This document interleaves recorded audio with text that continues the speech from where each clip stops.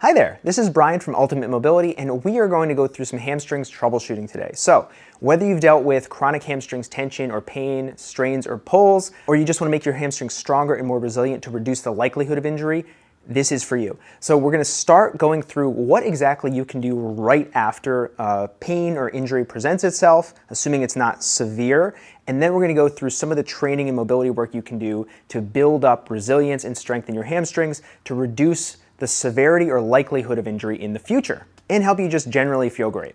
Sound good? Awesome, let's get started. So first off, let's say you have a little pull or a big pull, not feeling great in the hamstrings. What can you do? Right after, what you want to do is move your body. You want to move the tissues of the hamstrings. If that is not possible, because it might be tender, it might be painful, then we want to move the surrounding tissues as much as possible. Even if that's just walking for now, staying on your feet can be very helpful. Our body is immediately going to send resources to the area to help start the repair process.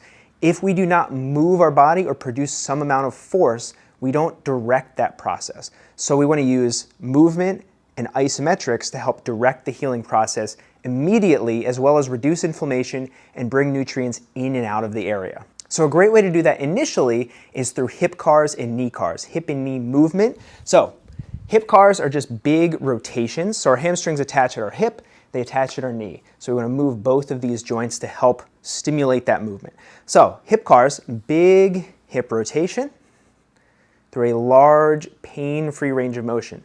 Now, if you have a bit of an ache in your hamstring and it might be steady for a while no matter what you do, that's okay. We just don't want this to make it worse either right now or later.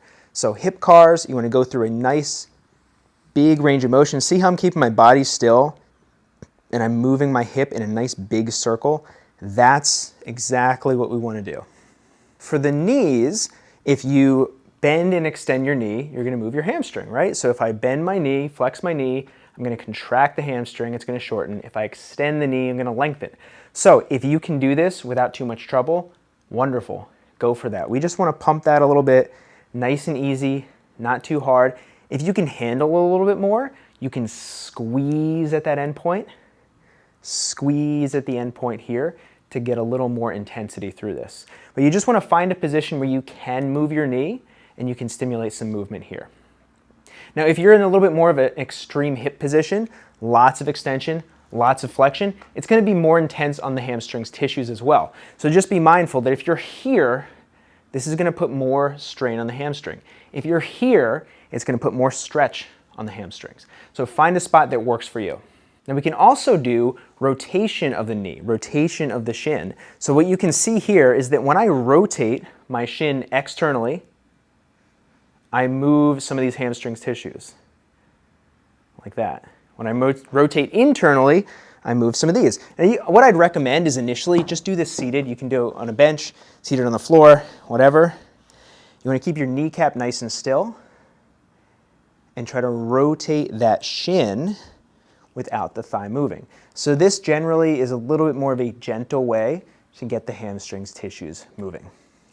So just by walking, by doing knee rotations, knee flexion extension, hip rotations, hip cars, all of that is a really good way to immediately start stimulating some blood flow and helping the recovery process and reduce the likelihood that you tighten up and then have trouble moving in the future. So we want to keep these areas moving as much as you can off and on for the next few days to help promote the recovery.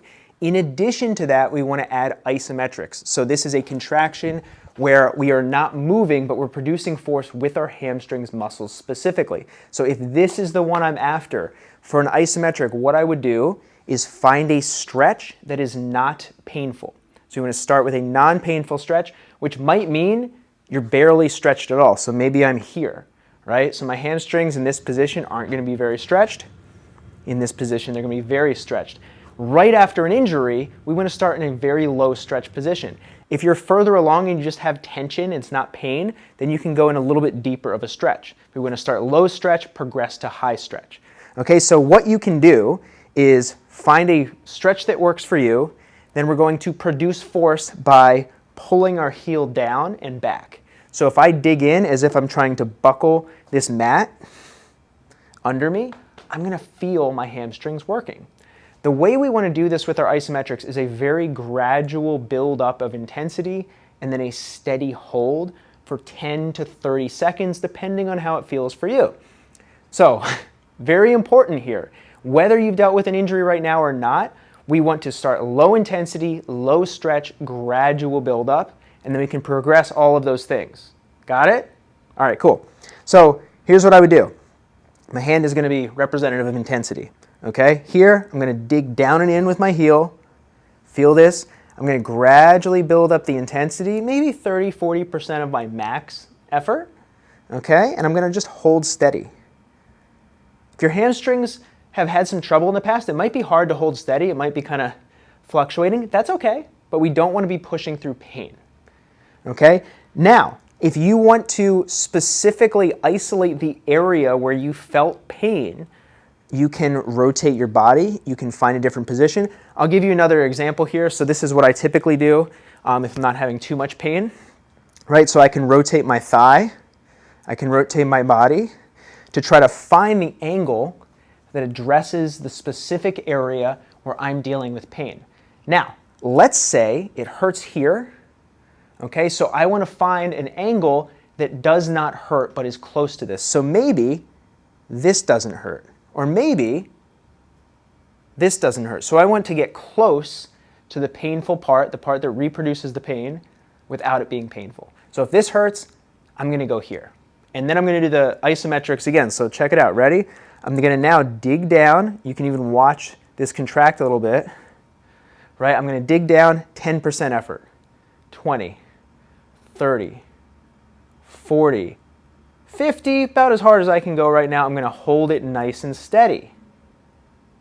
20 to 30 seconds, or 10 to 30 seconds really. About a 10-second buildup, then we hold for 20. Then I'm going to slowly relax. It might be that after that, you can get into a deeper range of motion without pain, and then you can work there. So what I recommend is work as close to the target area as you can, doing the isometrics.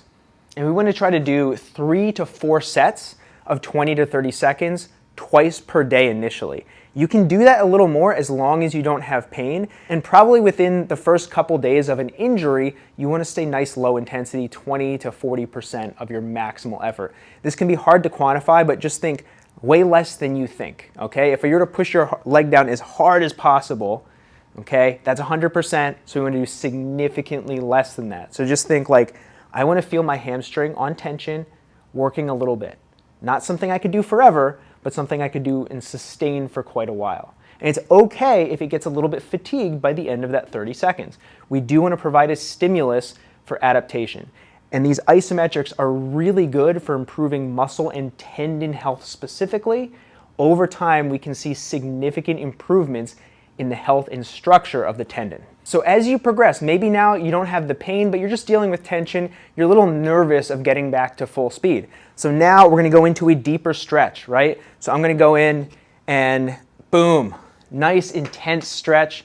I'm going to now build up to a higher intensity. So I'm still going to start low. We're still going gradual with our buildup. Okay, so I'm going to dig in. I'm going to start down here. I'm digging in, digging in. Once I get to maybe 50%, I'm going to start pushing forward with that back foot like they're pulling together, and that's going to help me create even more tension. Tension through my entire body, and I'm working really, really hard. For these high intensity reps, we're only going to hold for maybe 8 to 10 seconds. If it's 90 to 100% of our intensity, then we're going to slowly reduce the effort. Okay, as with strength training, the heavier and more intensely we go, the fewer reps we're going to do, the more rest, and the lower the frequency. So what I would recommend is 2 to 3 times per week, you're going to do 2 to 3 sets of the high intensity ones once your hamstring can handle it. But remember, this is a big key. Start with a low stretch, low intensity. Gradually, as you can, increase the intensity. Once you can increase the intensity more and go harder, then you can increase the stretch. Then over time, you can increase the intensity in a deeper stretch position, and that's when we're really building up more strength and resilience to start to resist the forces in ultimate, where we're sprinting and jumping. Now, final thought with isometrics, Once we feel pretty healthy and confident, maybe we're back to playing, but we want to make sure that we're as prepared as we can be, then you can start doing isometrics with a quick buildup instead of gradual. So then you can do things like ballistic isometrics, where you're taking 2 or 3 seconds to build up to max intensity. So you're teaching the hamstrings, teaching the tendon of the hamstrings to create force and develop force really quickly. Okay, so it'll be something like this. I'm gonna use my hand to help you visualize here. So it'll be like boom, boom, boom, just like that, okay? Then you can practice on top of that, quick contraction really intensely, and then quick relaxation, okay? Dissolving that tension. So like this.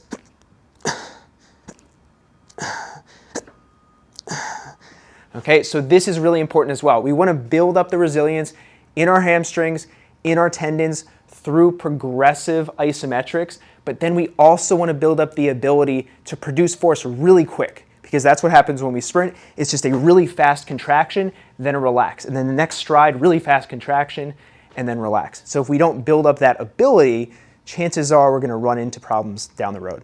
Now, final consideration for today is training the hip and training the knee. So we started with movement of the hip and the knee, but then we also want to work on improving the health and the rotation of the hip and the knee, because the hamstring attaches to both. And when a joint does not function particularly well, what happens is the surrounding tissues, the tissues that attach to them, often get mixed signals from the nervous system about how to function. So sometimes your hamstring could get injured or could feel tight because of an issue at the hip or because of an issue at the knee, rather than because of the hamstrings itself. So we want to train the hamstrings, absolutely, just like we did, but we also want to make sure the hips and knees function well. So doing the cars that we went over, awesome. That's a great place to start, and that can help. We also want to improve the rotation of our hips, specifically internal and external rotation. I have some videos on that you can check out, but really quick, doing a 90-90 type exercise can be very helpful.